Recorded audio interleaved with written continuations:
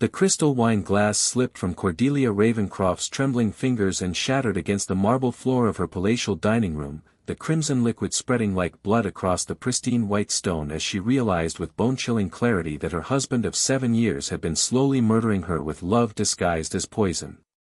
The metallic taste that had been haunting her mouth for months suddenly made perfect sense, as did the mysterious weakness in her limbs, the unexplained nausea that struck only after romantic dinners, and the way her once brilliant mind had been growing foggy and confused with each passing week.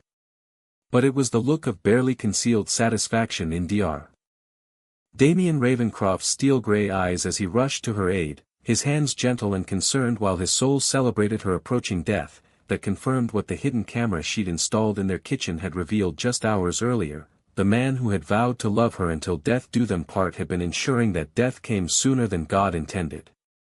For 8 months, Cordelia had been telling herself that her mysterious illness was stress-related, perhaps triggered by the overwhelming responsibility of managing her late father's multi-billion-dollar pharmaceutical empire, Ashworth Industries, which she had inherited when Victor Ashworth died in a tragic helicopter crash 2 years ago.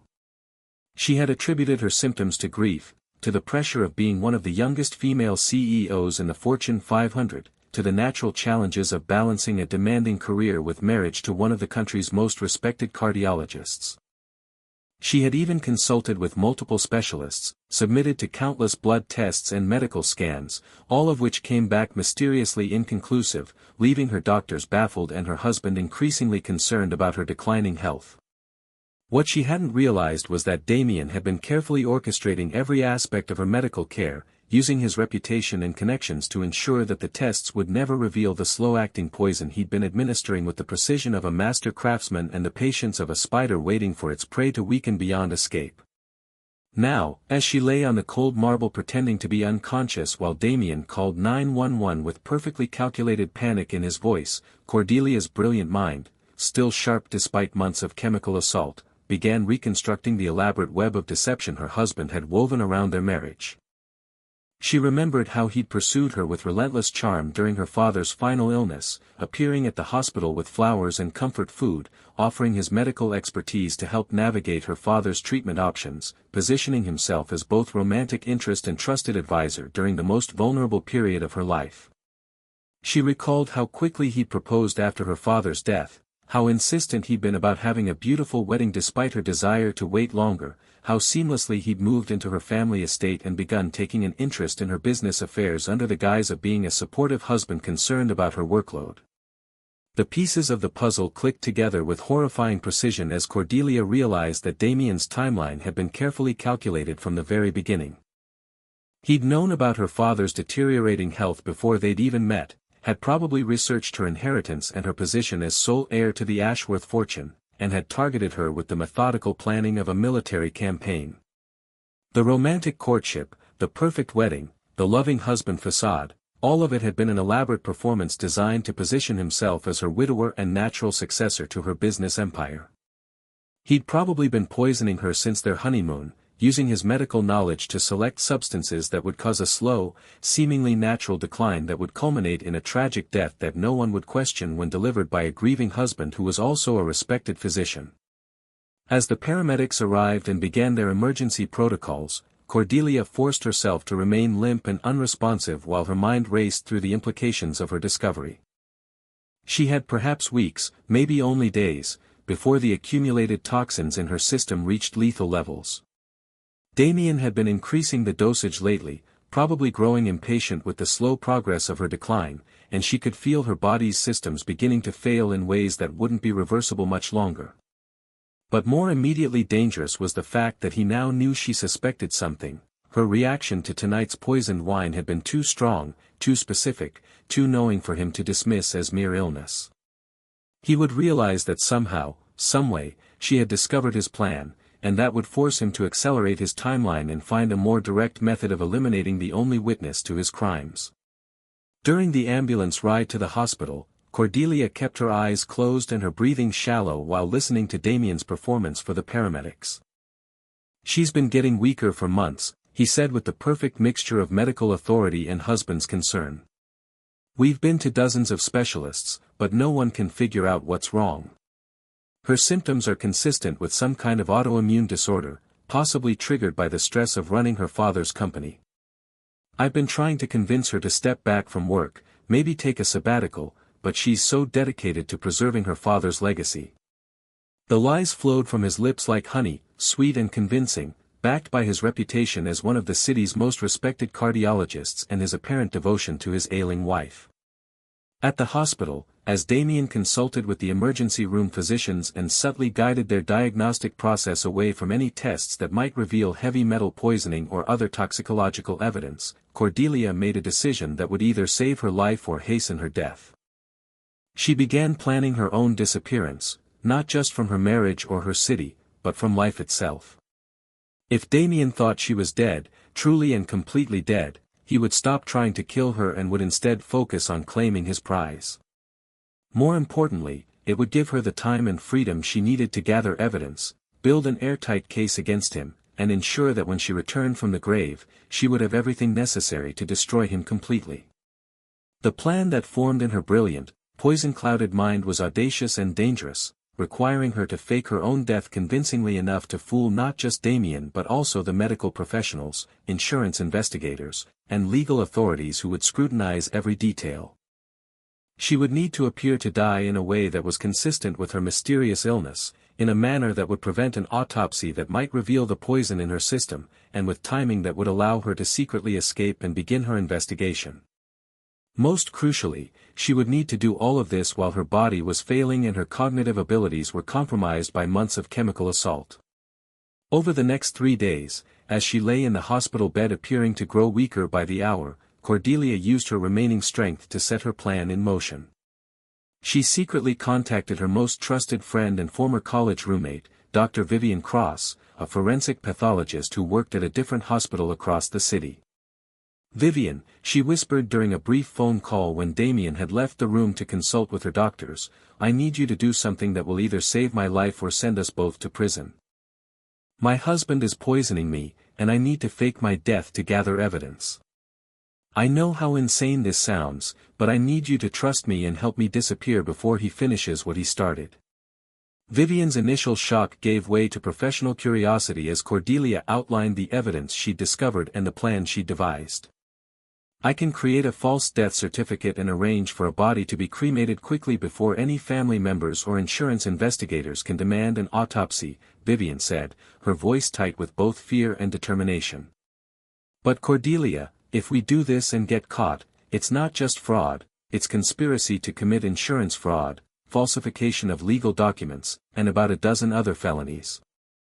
And if you're wrong about Damien, if there's some other explanation for your illness, then we're destroying innocent people's lives for nothing."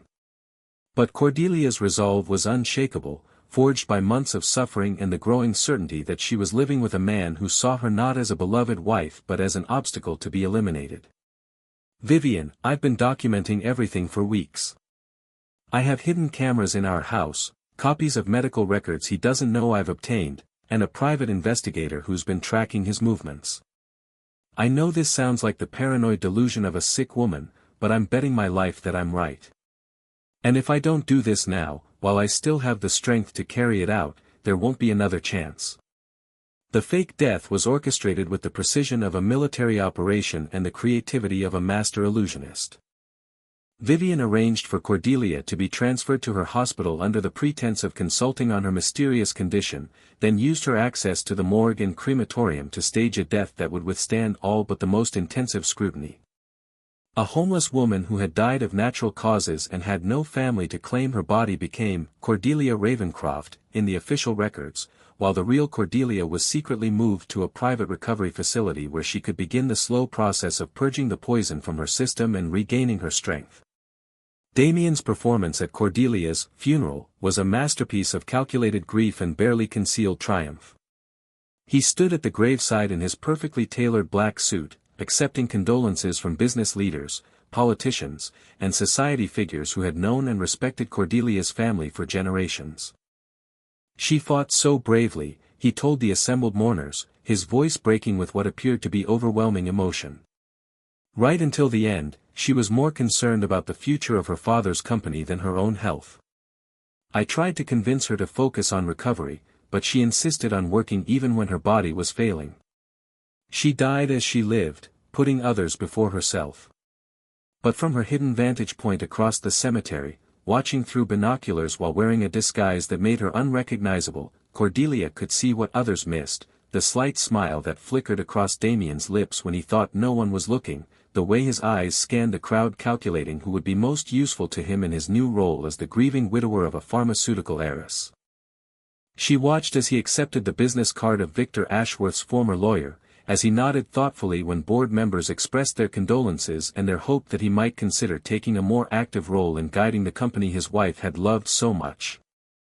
Over the next 6 months, as Cordelia slowly regained her health and strength while hiding in plain sight under a new identity, she watched Damien systematically take control of everything that had once been hers. He moved quickly to probate her will, which named him as sole beneficiary of her estate and left him in control of her voting shares in Ashworth Industries. He charmed the board of directors into accepting him as interim CEO, arguing that his medical background and his intimate knowledge of Cordelia's vision for the company made him the natural choice to preserve her legacy.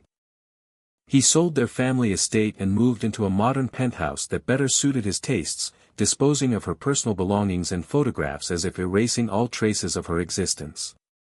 But what Damien didn't know was that his dead wife had spent those months building an airtight case against him with the help of a team of private investigators, forensic accountants, and legal experts who specialized in complex fraud cases. Cordelia had discovered that she wasn't Damien's first victim. He had been married twice before, both times to wealthy women who had died under mysterious circumstances that had never been properly investigated. His first wife, Helena Morrison, had been a successful real estate developer who had supposedly died of a rare autoimmune disease after just 3 years of marriage, leaving Damien as the sole beneficiary of her considerable estate. His second wife, Patricia Donovan, had been a venture capitalist who had allegedly succumbed to a sudden cardiac event at age 34, despite having no history of heart problems and being in excellent physical condition. The pattern was unmistakable to anyone willing to look beneath the surface, and Cordelia's team had uncovered evidence that connected all 3 cases through Damien's medical knowledge, his access to exotic compounds through his hospital connections, and his systematic approach to targeting and eliminating wealthy women who could fund his lifestyle and ambitions. They had traced his financial records, his travel patterns, his professional relationships, and his personal history, building a comprehensive portrait of a man who had turned murder into a profitable career disguised as a series of tragic coincidences. The evidence room in Cordelia's secret headquarters looked like something from a crime television drama, walls covered with photographs, timelines, financial records, and medical documents that told the story of a calculating predator who had refined his techniques over years of practice. "We have enough evidence to convict him of 3 murders and probably a dozen other felonies," her lead investigator, former FBI agent Marcus Sterling, told her as they reviewed the case files. "The question isn't whether we can prove he's guilty, it's how we want to reveal the truth in a way that ensures maximum impact and prevents him from finding some way to escape justice." Cordelia studied the evidence with the same analytical mind that had made her a successful CEO and had kept her alive during months of systematic poisoning. "I want him to understand exactly what he's lost before we destroy him," she said, her voice carrying a steel that hadn't been there during her marriage but had been forged in the crucible of betrayal and near death. "I want him to realize that the woman he thought he had killed was actually smarter, stronger, and more resourceful than he ever imagined. I want him to know that his perfect crime was flawed from the beginning because he underestimated the person he was trying to eliminate." The plan for Damien's downfall was as carefully orchestrated as his murders had been, but with justice as its goal rather than greed. Cordelia would return from the dead during the annual board meeting of Ashworth Industries, where Damien was scheduled to present his vision for the company's future and formally accept the position of permanent CEO. She would appear like a ghost at the feast, armed with irrefutable evidence of his crimes and surrounded by law enforcement officers ready to arrest him for murder, fraud, and conspiracy. But first, she would give him a chance to confess, to explain himself, to show some small measure of remorse for the lives he had destroyed in pursuit of wealth and power. On the morning of the board meeting, Cordelia stood in her hotel room looking at herself in the mirror and marveling at how death and rebirth had changed her. The poison had taken its toll, she was thinner than before, her skin had lost some of its former radiance, and there were lines around her eyes that spoke of months of suffering and stress. But there was also something new in her reflection, a strength that came from surviving the unthinkable, a clarity that came from seeing evil up close and choosing to fight it rather than succumb to it, and a determination that burned with the intensity of someone who had been given a second chance at life and refused to waste it. She dressed carefully in a navy blue suit that had once been one of Damien's favorites, styled her hair the way she'd worn it during their engagement photos, and applied makeup that concealed the remaining effects of the poison while highlighting the intelligence and resolve in her eyes. She wanted him to see not just that she had survived, but that she had thrived despite his attempts to destroy her. She wanted him to understand that the woman standing before him was not the same naive, trusting wife he had married, but someone who had been forged in the fire of his betrayal and emerged stronger than ever. The boardroom at Ashworth Industries was filled with the company's most important stakeholders, directors, major investors, key executives, and several members of the financial press who had come to document what was expected to be Damien's triumphant ascension to permanent leadership of the pharmaceutical empire. He stood at the head of the polished mahogany table, looking confident and authoritative in his expensive suit, presenting quarterly reports and strategic plans with the smooth competence of someone who believed he had successfully completed the greatest heist in corporate history. As Cordelia's widower and her chosen successor, Damien was saying when the boardroom doors opened and every head turned to see who was interrupting such an important meeting, I feel a tremendous responsibility to honor her memory by building on the foundation she and her father created. I know she would be proud of the direction we're taking the company, the innovations we're pursuing, and the legacy we're building in her name. His voice trailed off as he saw the figure standing in the doorway, flanked by FBI agents and local police officers, wearing a smile that was both triumphant and terrifying. The silence that fell over the room was complete and absolute, as if the very air had been sucked out of the space by the impossibility of what everyone was seeing. Board members blinked rapidly, wondering if they were experiencing some kind of collective hallucination. Investors reached for their phones to check if they were having some kind of medical emergency. Reporters fumbled for their cameras, recognizing that they were witnessing what might be the biggest story of their careers. "Hello, darling," Cordelia said, her voice carrying clearly across the stunned silence. "I hope you don't mind me crashing your meeting, but I heard you were making some rather important decisions about my company, and I thought I should probably weigh in on those discussions." Damien's face cycled through shock, disbelief, terror, and finally a kind of cold calculation as his brilliant mind tried to process this impossible development and find some way to turn it to his advantage. "Cordelia," he whispered, his voice barely audible. "But, you're dead. You died 6 months ago. We had a funeral. I buried you. This isn't possible." His eyes darted around the room, looking for exits, for allies, for some explanation that would make sense of what was happening. But there was nowhere to run and no one to help him, just a room full of witnesses watching the resurrection of a woman they had mourned and the exposure of a man they had trusted. Cordelia walked slowly toward the conference table, savoring every moment of Damien's growing panic and the board members' amazement. "Oh, but I am very much alive, as you can clearly see. What died 6 months ago was my naivety, my trust in you, and my willingness to be a victim. What survived was my intelligence, my determination, and my commitment to ensuring that justice is served." She placed a thick folder on the table in front of the board chairman. "This contains evidence of my husband's systematic attempts to murder me through slow poisoning, as well as evidence connecting him to the suspicious deaths of his 2 previous wives. I think you'll find it makes for fascinating reading." Damien finally found his voice, but it came out as a desperate plea rather than the authoritative tone he'd been using moments before. "Cordelia, you're clearly suffering from some kind of mental breakdown. The stress of your illness, the medications you were taking, they must have affected your judgment. You've been missing for 6 months, probably living in some kind of delusional state, and now you're making wild accusations that have no basis in reality. I think we should get you medical attention immediately." But Cordelia's smile only grew wider and more confident. "Actually, Damien, I've been very busy these past 6 months. While you were enjoying my money and my company, I was working with some very talented investigators to build a case against you. We have video evidence of you adding substances to my food and drinks. We have medical records showing the specific toxins you were using and how they were designed to mimic natural illness. We have financial records showing your research into my father's estate and your systematic targeting of wealthy women. And most damning of all, we have evidence connecting you to the deaths of Helena Morrison and Patricia Donovan, your previous wives who died under remarkably similar circumstances. The color drained from Damien's face as he realized the scope of what Cordelia had uncovered. He looked around the room desperately, seeing the shocked faces of people who had respected him, trusted him, believed in his grief and his love for his dead wife. You can't prove any of this, he said, but his voice lacked conviction. Whatever evidence you think you have, it's all circumstantial. I'm a respected physician, a pillar of this community. No one will believe that I could do something so monstrous. Lead FBI agent Sarah Blackwood stepped forward, holding a warrant and speaking with the clear authority of federal law enforcement. Dr. Damien Ravencroft, you are under arrest for the murders of Helena Morrison, Patricia Donovan, and the attempted murder of Cordelia Ashworth Ravencroft. You have the right to remain silent.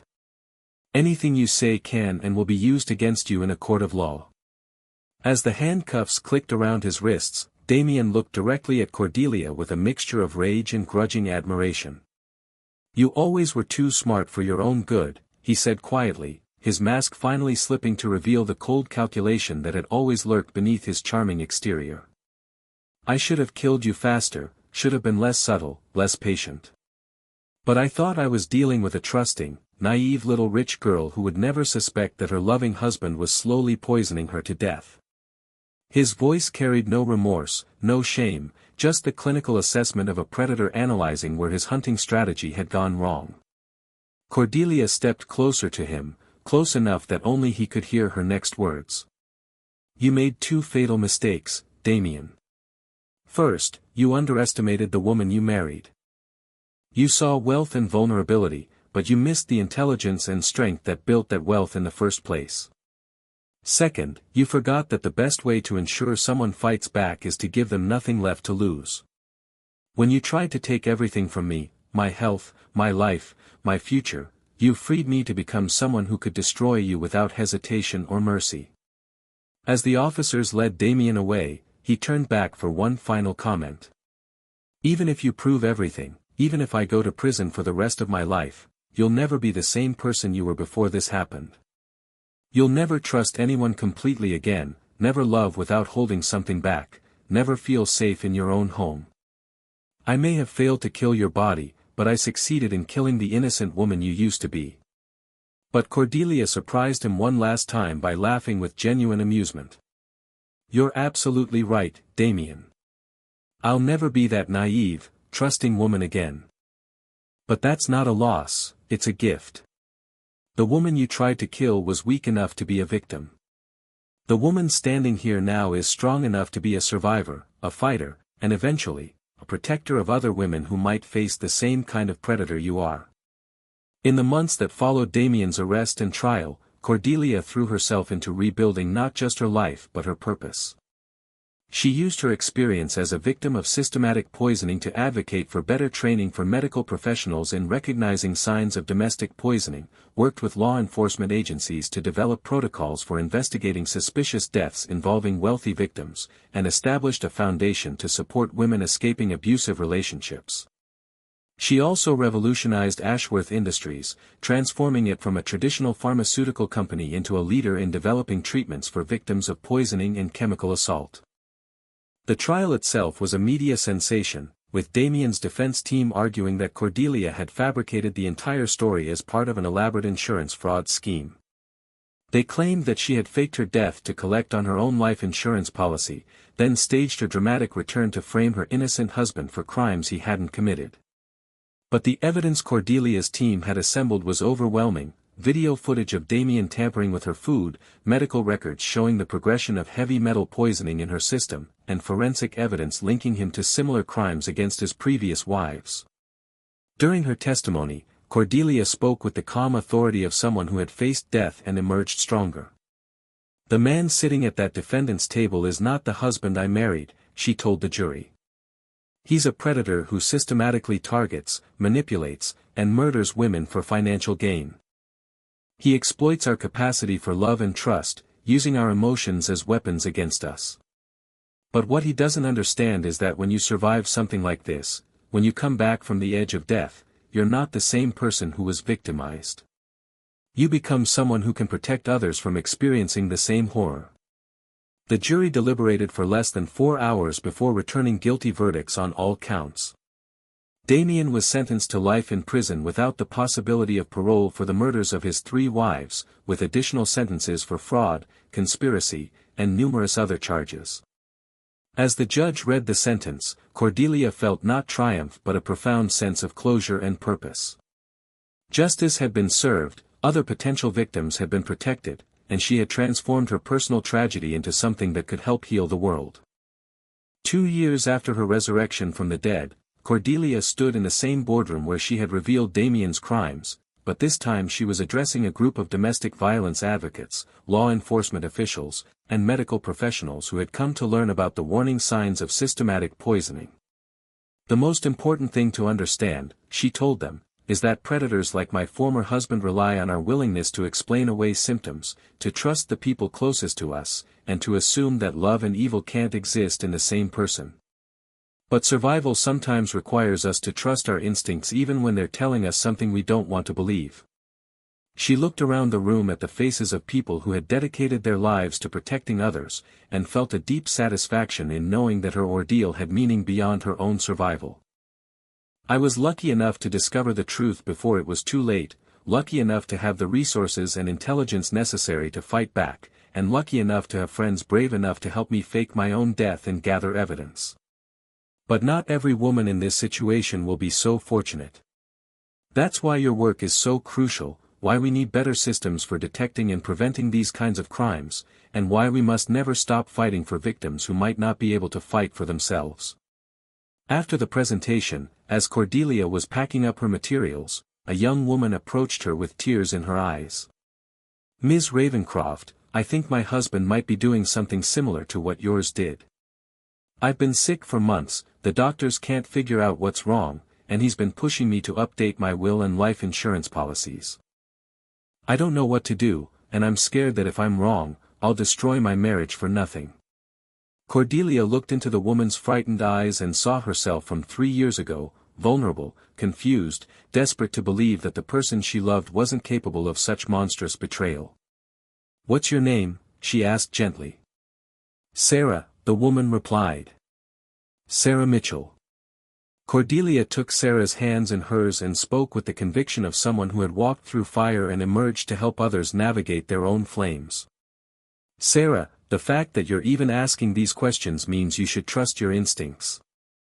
I'm going to give you the names of some very discreet, very skilled people who can help you find out the truth safely. And whatever you discover, whatever you decide to do, know that you're not alone and you don't have to face this by yourself." As Sarah walked away with the contact information that might save her life, Cordelia reflected on how her own near-death experience had become a source of life for others.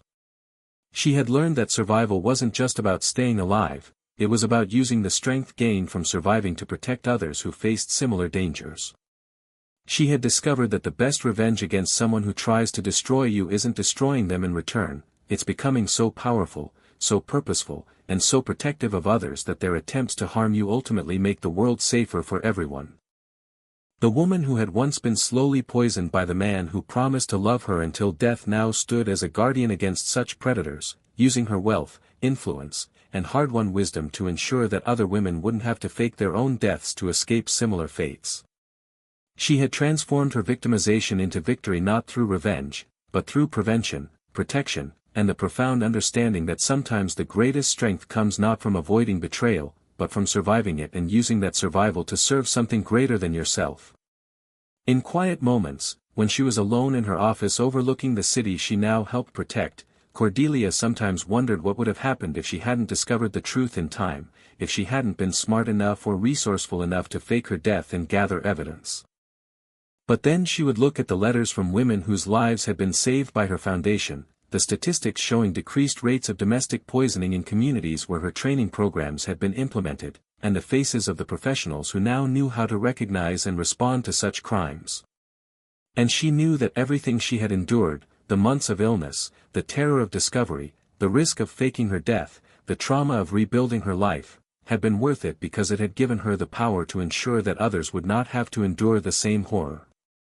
The marriage that was supposed to end with her death had instead become the beginning of a mission that would save countless lives, and in that transformation, Cordelia found not just healing from her own wounds, but purpose that transcended any personal victory. She had learned that the ultimate triumph over evil isn't just surviving it, it's making sure it can never succeed against anyone else again.